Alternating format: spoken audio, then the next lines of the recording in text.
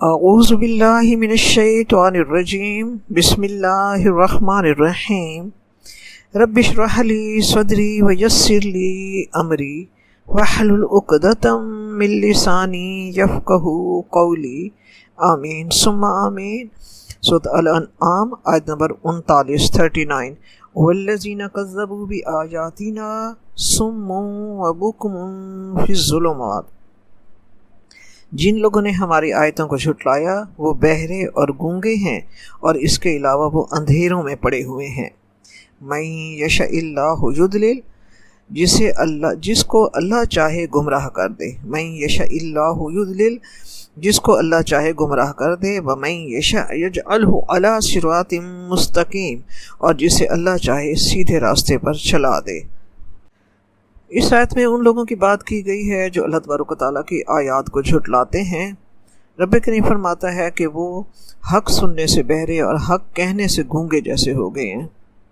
ان کی مثال ایسے ہی ہے جیسے کوئی گونگا بہرا شخص ہو اور وہ اندھیروں میں ہو۔ اندھیروں میں ہونے کی وجہ سے وہ خود دیکھ نہیں سکتا، گونگا ہونے کی وجہ سے کسی سے کچھ پوچھ نہیں سکتا، بہرا ہونے کی وجہ سے ہدایت کی بات سن نہیں سکتا، تو ایسا شخص گمراہ نہیں ہوگا تو کیا ہوگا؟ تو یہ وہ شخص ہے جس اللہ تبارک و تعالیٰ نے دیکھنے، سننے، سمجھنے کی صلاحیت دی ہے، اس کے باوجود وہ خالق کو نہیں جانتے، وہ رازق کو نہیں مانتے، وہ زندگی اور موت کا جو مالک ہے وہ اس کو سمجھتے نہیں ہیں۔ تو ایسا شخص جو ہے آنکھیں، کان اور زبان ہونے کے باوجود اللہ تبارک و تعالیٰ کے نزدیک وہ گونگا، اندھا اور بہرا ہے۔ تو جو شخص اللہ تعالیٰ کی آیات کو جھٹلاتا ہے، اللہ تبارک و تعالیٰ اس پر ہدایت کی سب راہیں بند کر دیتا ہے۔ اصل میں ہدایت اور گمراہی انسان کے اپنے اعمال کا نتیجہ ہے، اور جو شخص آنکھیں اور کان رکھنے کے باوجود اپنی آنکھیں اور کان ہدایت کے لیے بند کر دے، سننا ہی نہ چاہے، ہدایت کی طرف آنا ہی نہ چاہے، حق کو جانتے بوجھتے ہوئے جھٹلانے کی راہ اپنائے ہوئے ہو، تو اللہ تبارک و تعالیٰ کا بھی یہ طریقہ ہے کہ اللہ تعالیٰ اسے گمراہی کے راستے پر چلا دیتا ہے۔ سورۃ النساء کی آیت نمبر 115 ہے، وَمَن يُشَاقِقِ الرَّسُولَ مِن بَعْدِ مَا تَبَيَّنَ لَهُ الْهُدَىٰ وَيَتَّبِعْ غَيْرَ سَبِيلِ الْمُؤْمِنِينَ نُوَلِّهِ مَا تَوَلَّىٰ وَنُصْلِهِ جَهَنَّمَ۔ جو شخص، اس کا ترجمہ ہے کہ جو شخص سیدھا راستہ معلوم ہونے کے بعد پیغمبر کی مخالفت کرے اور مومنوں کے راستے کے علاوہ کوئی اور راستہ چنے اپنے لیے، تو ہم پھر اسے اسی طرف پھیر دیتے ہیں جدھر وہ پھرنا چاہتا ہے، پھر اس کے لیے وہی گمراہی کا راستہ اس کے لیے کھول دیتے ہیں۔ وَنُصْلِهِ جَهَنَّمَ، اور اسے جہنم میں داخل کریں گے۔ بے شک ہدایت دینا یا گمراہی میں پڑے رہنا اللہ کا فیصلہ، بے شک ہدایت دینا اور گمراہی میں پڑے رہنے دینا اللہ تبارک تعالیٰ ہی کا فیصلہ ہے، مگر اللہ تبارک تعالیٰ کا یہ فیصلہ کسی ظالم جابر بادشاہ جیسا فیصلہ نہیں ہے، اس کا فیصلہ اس کی مشیت اور حکمت پر مبنی ہے، اور یہ فیصلہ وہ انسان کی طلب اور چاہت کے لحاظ سے وہ اس کے ساتھ کرتا ہے۔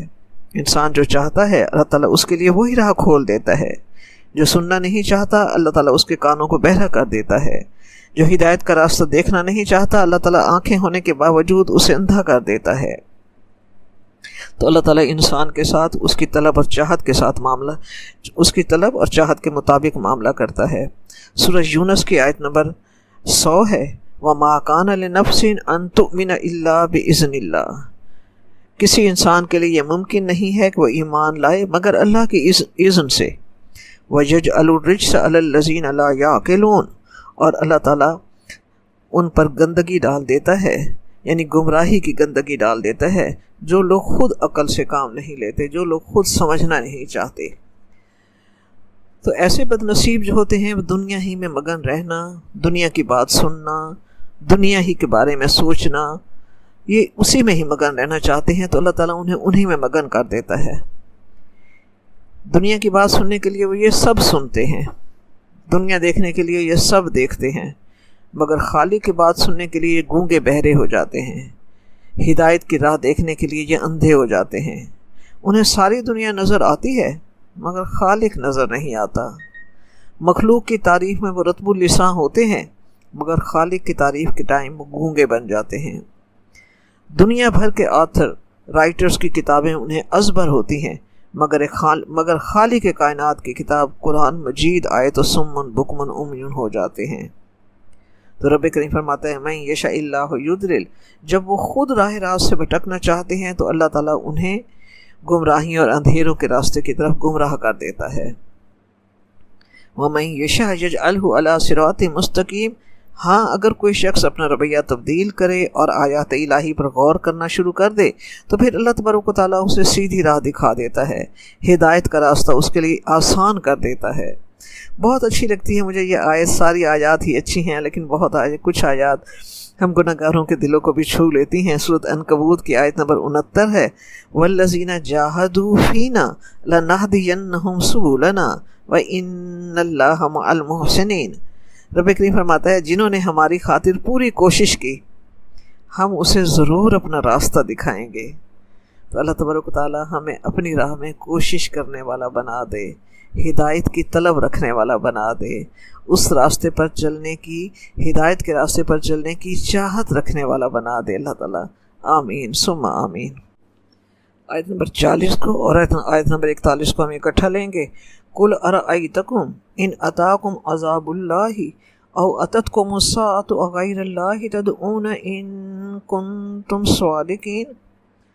آپ کہہ دیجئے کہ اے کافرو، بھلا دیکھو تو اگر تم پر اللہ تبارک و تعالیٰ کا عذاب آ جائے یا قیامت آن موجود ہو تو کیا تم ایسی حالت میں اللہ کے سوا کسی اور کو پکارو گے؟ اگر سچے ہو تو بتاؤ۔ بل ایاہ تدعون فیکشف ما تدعون الیہ ان شاء وتنسون ما تشرکون۔ بلکہ حقیقت یہ ہے کہ مصیبت کے وقت تم صرف اسی کو پکارتے ہو، تو جس دکھ کے لیے اسے پکارتے ہو پھر اگر وہ چاہتا ہے تو اس کو دور کر دیتا ہے، اور جن کو تم شریک بناتے ہو اس وقت انہیں بھول جاتے ہو۔ اچھا، یہ ایک حقیقت ہے کہ اللہ تبارک و تعالیٰ قادر مطلق ہے، وہ جو چاہتا ہے حکم کرتا ہے، اس کا ارادہ کوئی بدل نہیں سکتا، اس کا حکم کوئی ٹال نہیں سکتا، کوئی اس کی چاہت کے خلاف کر نہیں سکتا۔ وہ کائنات کا تنہا مالک ہے، اس میں اس کا کوئی شریک اور کوئی دخیل نہیں ہے، وہ جس کی چاہتا ہے دعا قبول کرتا ہے۔ اللہ تبارک و تعالیٰ فرماتا ہے تمہیں بھی تو ان سب باتوں کا اقرار ہے۔ اس لیے اللہ تبارک و تعالیٰ اس آیت میں مشرکین مکہ سے سوال کر رہا ہے کہ مجھے بتاؤ کہ اگر تم پر کوئی مصیبت آ پڑے، جیسے خدا تعالیٰ کا عذاب اسی دنیا میں آ جائے یا موت کا وقت یا قیامت کی گھڑی آ جائے، تو تم اپنے دلوں میں غور کر کے مجھے بتاؤ کہ اس مصیبت کو دور کرنے کے لیے تم کس کو پکارو گے؟ اپنی نجات کے لیے کس سے امید باندھو گے کہ وہ تمہیں اس مصیبت سے نجات دے؟ کیا یہ پتھر کے خود تراشیدہ بت یا مخلوق میں سے، یا دوسرے وہ لوگ جن کو تم خدا تعالیٰ کی جگہ حاجت روا اور مشکل کشا سمجھتے ہو؟ اس وقت ان میں سے کوئی تمہارے کام آئے گا اور تم ان سے فریاد کرو گے، یا تم اللہ تبارک و تعالیٰ جل شانہ کو اس وقت پکارو گے؟ اس سوال کے فوراً بعد اللہ تبارک و تعالیٰ اس سوال کا جواب خود ہی فرماتا ہے، کیونکہ یہ ایک مصدقہ حقیقت ہے۔ اللہ تعالیٰ خود جواب دیتے ہوئے فرماتا ہے کہ اس وقت تم سب شریکوں کو بھول جاؤ گے اور تم صرف اللہ تبارک و تعالیٰ کو پکارو گے۔ مشرکین مکہ کی یہ عادت تھی کہ مصیبت کے وقت اور بالخصوص جب ان کا جہاز سمندری طوفان کی زد میں آ جاتا تو وہ اپنے معبودوں اور شریکوں کو پکارتے، اور جب وہ طوفان نہ تھمتا اور وہ مصیبت ان سے نہ ٹلتی اور موت انہیں سامنے کھڑی ہوئی نظر آتی تو اس وقت وہ کہتے صرف اللہ کو پکارو۔ ایک انسان کو ہدایت کی راہ پانے کے لیے یہی ایک آیت ہی کافی ہے۔ ایسا ہوا کہ فتح مکہ کے موقع پر اکرمہ بن ابو جہل اس خیال سے مکہ مکرمہ سے بھاگ کھڑا ہوا کہ مفتحین سے پتہ نہیں کیسا سلوک کریں گے، تو وہ مکہ معظمہ سے بھاگ کھڑا ہوا، جدہ پہنچا تو وہاں سے کشتی پر سوار ہو کر حبشہ کی راہ لی۔ راستے میں کشتی طوفان میں گھر گئی۔ مشرکوں نے اپنی عادت کے مطابق دیوی دیوتاؤں کو پکارنا شروع کیا، مگر طوفان تھا کہ بڑھتا ہی چلا گیا۔ اب ایسا معلوم ہونے لگا تھا کہ کشتی اب ڈوبی۔ جب بچنے کی کوئی صورت نظر نہیں آ رہی تھی تو اس وقت مشرک کہنے لگے کہ اب صرف اللہ ہی کو پکارو، وہی ہمیں اس مصیبت اور موت سے نجات دے گا۔ ایسے نازک وقت میں یہ جملہ سن کر اکرمہ بن ابو جہل کی آنکھیں کھل گئیں۔ وہ سوچنے لگا کہ سمندر میں مصیبت کے وقت اللہ ہی کام آتا ہے تو خشکی میں بھی تو اللہ ہی کام آنا چاہیے۔ وہ سوچنے لگا کہ 20 سال سے ہم محمد سے اسی بات پر تو لڑتے رہے ہیں کہ محمد کہتا ہے کہ مصیبت میں کام آنے والا صرف اللہ ہے، تمہارے معبود نہ تمہیں کچھ دے سکتے ہیں اور نہ تم سے کوئی مصیبت ٹال سکتے ہیں، نہ تمہارا بگاڑ سکتے ہیں، نہ تمہارا سنوار سکتے ہیں۔ اس کی آنکھیں کھلی۔ اس نے اپنے آپ سے عہد کیا کہ آج اگر زندگی بچ گئی تو میں سیدھا محمد کے پاس جا کر ان سے بیعت کر لوں گا۔ اللہ تبارک و تعالیٰ کا کرنا یہ ہوا کہ طوفان تھم گیا اور کشتی والوں کی زندگیاں بچ گئیں۔ اکرمہ واپس آئے اور آپ صلی اللہ علیہ وآلہ وسلم کی خدمت میں آ کر اسلام قبول کیا اور باقی ساری عمر خدمت اسلام میں گزار دی۔ تو اللہ تبارک و تعالیٰ یہی فرماتا ہے بل ایاہ تدعون ویکشف ما تدعون الیہ ان شاء وتنسون ما تشرکون۔ اللہ تبارک و تعالیٰ ایک مصدقہ حقیقت ان کے سامنے رکھ کے اپنی پہچان کروانا چاہتا ہے۔ اللہ تبارک و تعالیٰ فرماتا ہے کہ ایسی حالت میں ہر انسان جو ہے، چاہے وہ ساری زندگی اللہ کو نہ مانتا ہو، لیکن جب اسے موت سامنے کھڑی آتی ہے تو اس وقت وہ اللہ کو پکارتا ہے۔ یہ بات صرف اکرمہ رضی اللہ تعالیٰ عنہ تک محدود نہیں ہے، اور حقیقت بھی یہی ہے کہ بڑے سے بڑے دہریے جن کی زبان پر کبھی پوری زندگی میں اللہ کا نام نہ آیا ہو، مگر وہ مصیبت کے وقت اللہ کو فریاد کے طور پر پکارنے لگتے ہیں۔ اور یہ بات واضح دلیل ہے کہ انسان خواہ کتنا ہی ضدی اور ہر دھرم کیوں نہ ہو، مگر اس کے اندر فطری طور پر حق پرستی کا داعیہ رکھ دیا گیا ہے۔ اس کی فطرت کے اندر اللہ تبارک و تعالیٰ کی پہچان انسٹال کر دی گئی ہے۔ کیوں؟ کہ اللہ تبارک و تعالیٰ نے عالم ارواح ہی میں تمام انسانوں سے جنہوں نے تا قیامت اس دنیا میں آنا تھا، ان کی ارواح کو ہی اپنی ذات اور اپنی وحدانیت کی پہچان کروا دی تھی۔ وعدہ الست ان سے لیا تھا، فرمایا تھا الست بربکم، کیا میں تمہارا رب نہیں ہوں؟ قالوا بلا شہدنا، انہوں نے کہا ہم گواہی دیتے ہیں کہ بے شک تو ہی وحدہ لا شریک ہے۔ تو فطری طور پر حق پرستی کا داعیہ ہر انسان کے اندر اللہ تبارک و تعالیٰ نے رکھا ہے۔ ماحول میں آ کر، جس ماحول میں آ کر انسان رہتا ہے، اگر وہ ماحول توحید کی پہچان والا ہو تو اس کی اس روح میں رکھی ہوئی انسٹال کی ہوئی توحید کی پہچان کو اور روشنی ملتی ہے اور مومنین میں شمار ہوتا ہے۔ لیکن اگر ظلمت کے اندھیرے اسے ملے ہوں تو گمراہی کی دلدل میں اور پھنس جاتا ہے۔ مگر مصیبت کے وقت اور آخری لمحے میں اندر رکھی ہوئی رب کی وہ پہچان جو ہے وہ والہانہ اور بے اختیار اس کے لبوں پر آ جاتی ہے۔ اللہ اکبر۔ آیت نمبر 42 اور 43 کو اکٹھا لیں گے۔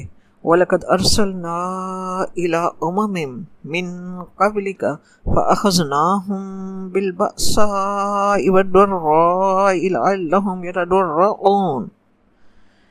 اور ہم نے تم سے پہلے بہت سی امتوں کی طرف پیغمبر بھیجے ہیں، پھر ان کی نافرمانیوں کے سبب ہم نے انہیں سختی اور تکلیف میں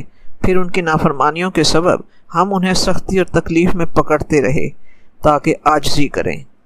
فَلَوْلَا إِذْ جَاءَهُمْ بَأْسُنَا تَضَرَّعُوا وَلَكِنْ قَسَتْ قُلُوبُهُمْ وَزَيَّنَ لَهُمُ الشَّيْطَانُ مَا كَانُوا يَعْمَلُونَ۔ تو جب ان پر ہمارا عذاب آتا رہا کیوں نہیں عاجزی کرتے رہے، مگر ان کے تو دل ہی سخت ہو گئے تھے، اور جو کام وہ کرتے تھے شیطان ان کو ان کی نظروں میں آراستہ کر کے دکھاتا تھا۔ ان آیات میں اللہ تبارک تعالیٰ نے پچھلی امتوں کے واقعات اور ان پر جاری ہونے والا قانون قدرت بیان کیا ہے کہ اے حبیب صلی اللہ علیہ وآلہ وسلم، ہم نے آپ سے پہلے پچھلی امتوں کی طرف بھی رسول بھیجے، انہوں نے رسولوں کا انکار کیا تو ہم نے ان کا مواخذہ کیا، ہم نے انہیں ان کے انکار کی سزا دی۔ تو ہم نے 2 طرح سے ان پر آزمائشیں بھیجی، سزا کے طور پر ہم نے ان پر 2 طرح سے آزمائشیں بھیجی۔ پہلا طریقہ یہ تھا کہ ہم نے انہیں فقر و فاقہ، تنگی و ترشی، بیماری میں اور دکھ درد میں مبتلا کر دیا کہ اب وہ ہمارے سامنے گریہ وزاری کریں گے، عاجزانہ طور پر ہمارے سامنے جھک جائیں گے اور ہم سے ڈر جائیں گے اور اللہ کے در سے جڑ جائیں گے، اللہ کے اور قریب ہو جائیں گے، اللہ کو والہانہ صدق کے دل سے پکاریں گے۔ مگر انہوں نے ہمارے ان تمام آزمائشوں، ان عذابوں اور ان مصیبتوں کے باوجود ہمارے سامنے عاجزی کیوں نہیں کی، مسکینی کیوں نہ جتائی؟ اسی طرح ڈھٹائی کے ساتھ شرک، دشمنی، ضد، تعصب، سرکشی اور نافرمانی میں ہی آگے بڑھتے گئے۔ انہوں نے کیوں نہ کیا؟ یہ اللہ شکوہ فرما رہا ہے ڈھیٹ اور ضدی قوموں سے۔ اصل میں شیطان نے انہیں ان آزمائشوں کو زندگی کی روٹین قرار دیا، صحیح سوچ کو ان کی طرف آنے ہی نہ دیا۔ اصل میں ہوتا یہ ہے کہ اللہ تبارک و تعالیٰ جب قوموں کو نافرمانی کرتے دیکھتا ہے، اپنے سے دور ہوتے ہوئے دیکھتا ہے، تو ان پر پہلی بار ہی میں اچانک ختم کر دینے والا عذاب نہیں بھیجتا، بلکہ بطور تنبیہ تھوڑی تھوڑی سزائیں اللہ تعالیٰ نازل فرماتا ہے، جس کے ذریعے نیک بخت لوگ غفلت و نافرمانی کا راستہ چھوڑ کر اللہ تعالیٰ کی طرف مڑ آتے ہیں۔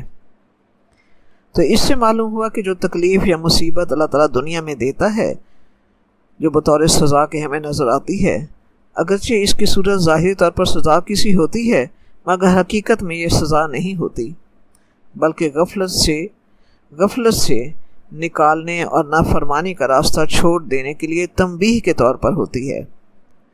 اگر انسان غفلت سے نکل آئے اور نافرمانی کا راستہ چھوڑ دے تو یقیناً یہ چھوٹی چھوٹی آزمائشیں جو ہوتی ہیں اللہ کی رحمت ہوتی ہیں۔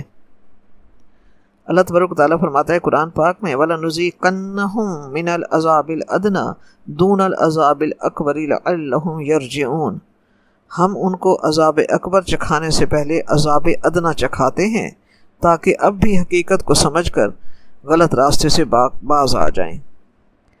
تو نیک بخت لوگ سمجھ جاتے ہیں کہ زندگی میں آنے والے حادثات جو ہیں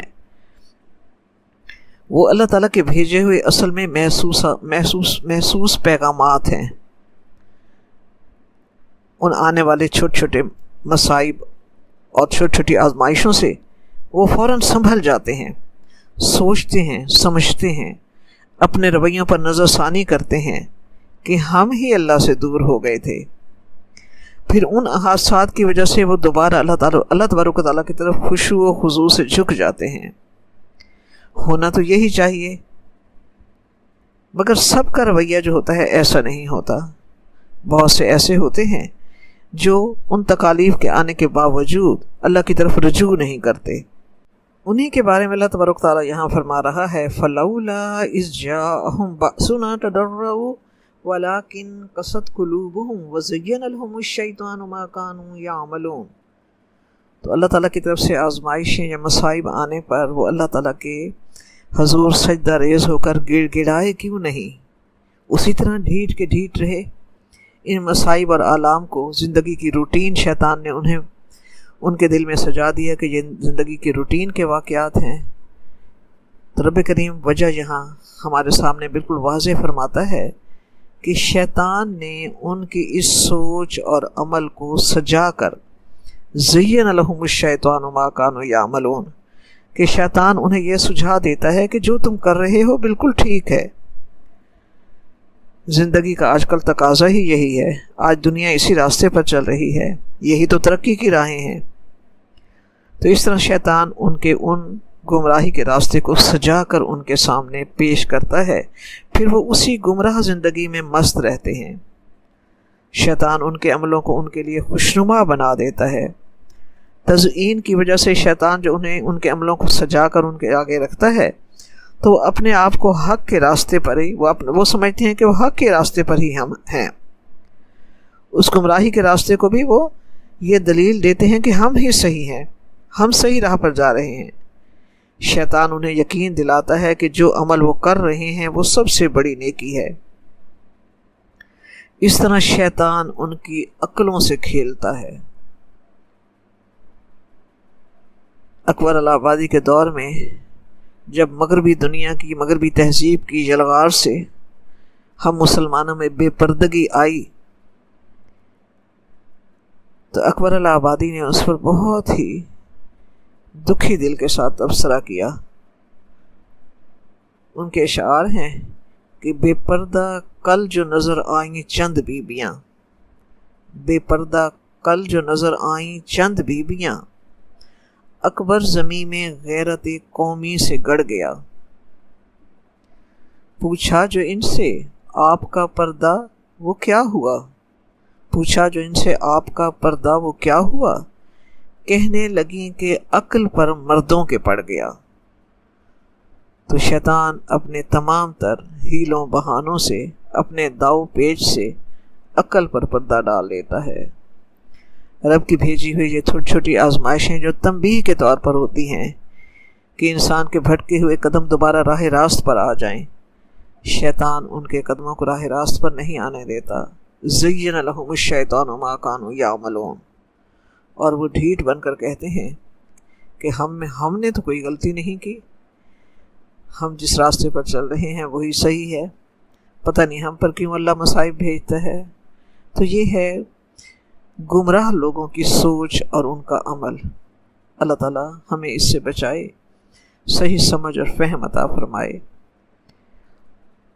جو اللہ کی پیارے ہوتے ہیں نا، تو ان کے بارے میں اللہ تعالیٰ فرماتے ہیں الذین اذا فعلوا فاحشۃ او ظلموا انفسهم تذکروا فاذا هم مبصرون، کہ لوگ جو ہیں نیک بندے جو ہوتے ہیں وہ بھی بعض اوقات ان سے کوئی کوتاہی یا کوئی گناہ ہو جاتا ہے، تو جب وہ اذا فعلوا فاحشۃ او ظلموا انفسهم، جب کوئی وہ غلطی کر بیٹھتے ہیں یا اپنی جانوں پر ظلم کر بیٹھتے ہیں، تذکروا، فوراً انہیں سوچ آ جاتی ہے، فوراً سمجھ جاتے ہیں، فَإِذَا هُم مُبْصِرُونَ، اور انہیں پھر اللہ سچا راستہ دکھانے لگتا ہے، اور پھر وہ صحیح روشنی کا راستہ دیکھنے لگ جاتے ہیں، فوراً سنبھل جاتے ہیں۔ مگر بد نصیب جو ہوتے ہیں وہ اپنے گناہ پر اڑے رہتے ہیں، ان کے لیے لاجک پیش کرتے ہیں، اور وہ لاجک انہیں کون دے رہا ہوتا ہے؟ شیطان دے رہا ہوتا ہے۔ اللہم لا تجعلنا منہم، اللہ تعالیٰ ہمیں ان میں سے اللہ تعالیٰ ہمیں نہ کرنا۔ آیت نمبر 44 ہے فَلَمَّا نَسُوا مَا ذُكِّرُوا بِهِ فَتَحْنَا عَلَيْهِمْ أَبْوَابَ كُلِّ شَيْءٍ حَتَّى إِذَا فَرِحُوا بِمَا أُوتُوا أَخَذْنَاهُمْ بَغْتَةً فَإِذَا هُمْ مُبْلِسُونَ، پھر جب انہوں نے اس نصیحت کو جو ان کو کی گئی تھی فراموش کر دیا تو ہم نے ان پر ہر چیز کے دروازے کھول دیے، یہاں تک کہ جب ان چیزوں میں سے جو انہیں دی گئی تھیں وہ ان پر خوب خوش ہو گئے تو ہم نے ان کو ناگہاں پکڑ لیا، اور اس وقت وہ مایوس ہو کر رہ گئے۔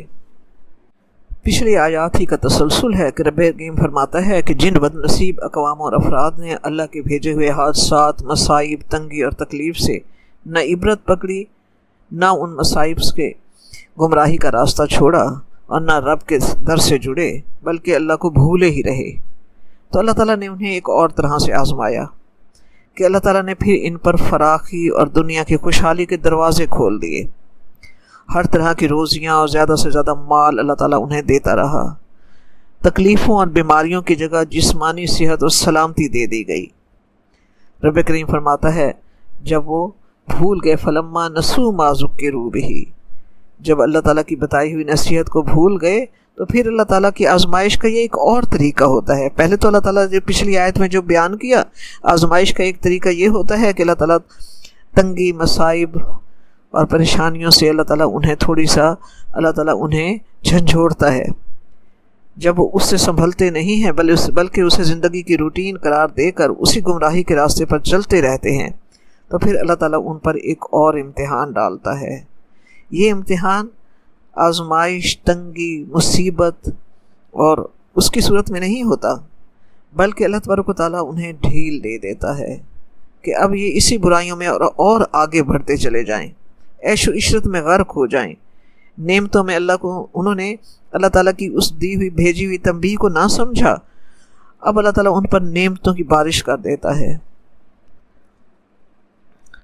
انہیں مال اور ہر چیز کثرت سے دے دیتا ہے، تو پھر ان نعمتوں پر وہ شکر ادا کرنے والے نہیں بنتے، بلکہ اسی میں ہی مست ہو جاتے ہیں۔ ان نعمتوں کو وہ اپنی لیاقت سمجھنے لگتے ہیں۔ ان کے دلوں میں نعمت دینے والے کا احساس ہی ختم ہو جاتا ہے۔ وہ دنیاوی لذتوں میں گھر جاتے ہیں، حتیٰ کہ وہ خود پر اترانے لگتے ہیں، اور اس مال، جائیداد، اولاد پر شکر گزاری کی بجائے ان کے اندر اطراحت، فخر و غرور اور تکبر آنے لگتا ہے۔ انبیاء کی تعلیمات کو وہ جھٹلانے لگتے ہیں۔ پھر اللہ تبارک و تعالیٰ کا کیا قاعدہ ہے کہ اس طرح ڈھیل دینے کے بعد پھر البتہ اگر وہ تمام تر نعمتیں پانے کے بعد وہ اللہ تعالیٰ کا شکر ادا کریں، نعمتیں دینے والوں کی پہچان اور اس کا قرب کے راستے پر آگے بڑھیں، تو وہ نعمتیں جو ہیں اللہ تعالیٰ کی رحمت بن جاتی ہیں۔ لیکن گمراہ قوموں کا کیا انداز ہوتا ہے کہ ان نعمتوں پر اترانے لگتے ہیں، فخر و غرور اور تکبر کرنے لگتے ہیں، اسے اپنی لیاقت اور اپنی محنت اور اپنا فن سمجھتے لگتے ہیں، اور اسی نعمتوں میں وہ پھر گم ہو جاتے ہیں۔ پھر اللہ تبارک تعالیٰ کا کیا طریقہ ہے؟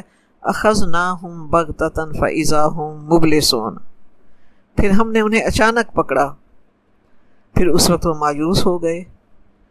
عذاب آنے پر بجائے اس کے کہ وہ اللہ تعالیٰ کا دامن پکڑتے، استغفار کرتے، اللہ تعالیٰ سے امید رکھتے، اس پر توکل کرتے، مگر وہ کیا کرنے لگے؟ فاذا ہم مبلسون۔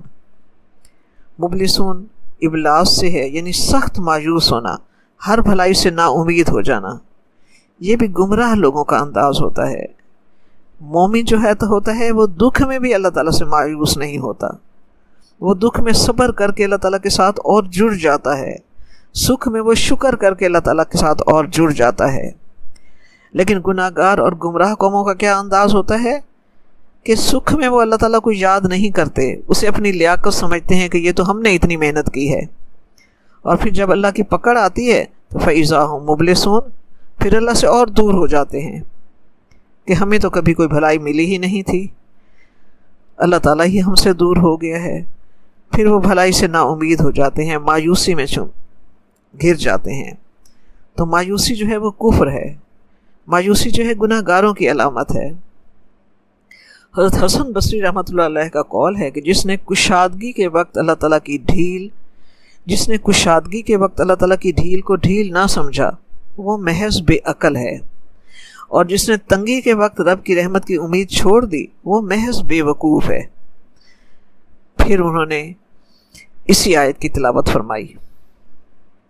حقیقت تو یہ ہے کہ رب کعبہ کی قسم ایسے لوگ بھی ہیں جو اپنی چاہتوں کو پورا ہوتے ہوئے دیکھ کر اللہ کو بھول جاتے ہیں، پھر رب کی گرفت میں آ جاتے ہیں۔ مسند احمد میں حدیث مبارکہ ہے کہ آپ صلی اللہ علیہ وآلہ وسلم نے فرمایا کہ جب دیکھو کہ کسی گناہ گار شخص کو اس کی گناہ گاری کے باوجود اللہ تعالیٰ کی نعمتیں دنیا میں کثرت سے مل رہی ہیں، اسے رب کی رحمت نہ سمجھو بلکہ اسے استدراج سمجھو کہ ایک مہلت ہے جو اللہ تعالیٰ انہیں دے رہا ہے۔ پھر ان پر اچانک پکڑ اللہ تعالیٰ کرتا ہے۔ حدیث مبارکہ ہے کہ آپ صلی اللہ علیہ وآلہ وسلم نے فرمایا کہ جب اللہ تعالیٰ کسی قوم کو باقی رکھنا چاہتا ہے تو اسے میانہ روی اور پارسائی عطا فرماتا ہے، اور جب کسی قوم کی جڑ کاٹنا چاہتا ہے تو اس پر خیانت کے دروازے کھول دیتا ہے۔ پھر آپ صلی اللہ علیہ وآلہ وسلم نے یہی آیت تلاوت فرمائی۔ آیت نمبر 45 ہے، وَقُطِعَ دَابِرُ الْقَوْمِ الَّذِينَ ظَلَمُوا وَالْحَمْدُ لِلَّهِ رَبِّ الْعَالَمِينَ، پھر کاٹ دی گئی جڑ اس قوم کی جنہوں نے ظلم کیا، اور سب تعریف اللہ تعالیٰ کے لیے ہے جو رب ہے تمام جہانوں کا۔ رب کریم اب یہاں فرما رہا ہے کہ پھر اللہ تعالیٰ ایسے ظالموں کی جڑ کاٹ دیتا ہے۔ ظالموں سے مراد یہاں مشرک ہے، کیونکہ قرآن پاک میں شرک کو ظلم عظیم کہا گیا ہے۔ پھر اللہ تعالیٰ ایسی قوم کو تہس نہس کر کے رکھ دیتا ہے، صفحہ ہستی سے مٹا دیتا ہے، وہ قصہ پارینہ بن جاتی ہے۔ دبر جڑ کو کہا جاتا ہے۔ دابر کسی قوم کا وہ شخص ہوتا ہے جو سب سے پیچھے آتا ہے، یعنی پھر اللہ تعالیٰ اس قوم کے آخری آدمی تک کو مٹا دیتا ہے، وہ قوم صفحہ ہستی سے مٹ جاتی ہے، ایسے جیسے کَأَلَّمْ یَغْنَوْا فِیہا، جیسے وہ وہاں تھے ہی نہیں۔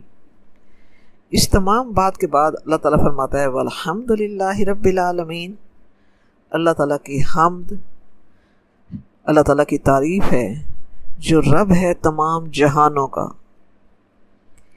یہاں عذاب کے ذکر کے بعد اللہ تعالیٰ فرما رہا ہے اللہ تعالیٰ کی تعریف کا کیوں ذکر ہے۔ اس عذاب پر الحمدللہ کہنا حقیقت یہی ہے کہ واقعی اس عذاب پر الحمدللہ، یعنی یہ اللہ تعالیٰ کا بڑا احسان ہے کہ اس طرح اللہ تعالیٰ ظالم قوموں کو وقتاً فوقتاً نیست و نابود کر دیتا ہے تاکہ مظلوم لوگ ان کے ظلم سے نجات پا کر سکون و اطمینان سے ایمان و یقین کی زندگی بسر کریں۔ اگر ایسا نہ ہوتا تو زمین ظالموں سے بھر جاتی، نیکوکاروں کو جینے اور سانس لینے کا بھی حق باقی نہ رہتا۔ لیکن شکر ہے ذات باری تعالیٰ کا جو تمام جہانوں کا پالنے والا ہے، وہ اس طرح ظالموں کو نیست و نابود کر دیتا ہے تاکہ مظلوموں کو ایمان و یقین اور سکون و اطمینان سے زندگی بسر کر سکیں، اور زمین کو وہ نافرمانوں، سرکشوں، مشرکوں اور ظالموں سے پاک کرنا اللہ تبارک و تعالیٰ کا انعام اور رحمت ہے۔ یہ دستور ہے زندگی کا کہ اگر ظلم بڑھتا ہے تو عدل کو بھی اللہ تعالیٰ عدل کو بھی ساتھ آگے کر دیتا ہے۔ ظلم بچے جن رہا ہے کوچہ و بازار میں، ظلم بچے جن رہا ہے کوچہ و بازار میں، عدل کو بھی صاحب اولاد ہونا چاہیے۔ تو اللہ تعالیٰ تو ہے نا، وہ صرف ظلم ہی کو نہیں آگے بڑھنے دیتا، آگے بڑھ کر ظالموں کا راستہ بھی روک دیتا ہے تاکہ عدل بھی آگے بڑھتا رہے۔ الحمدللہ رب العالمین۔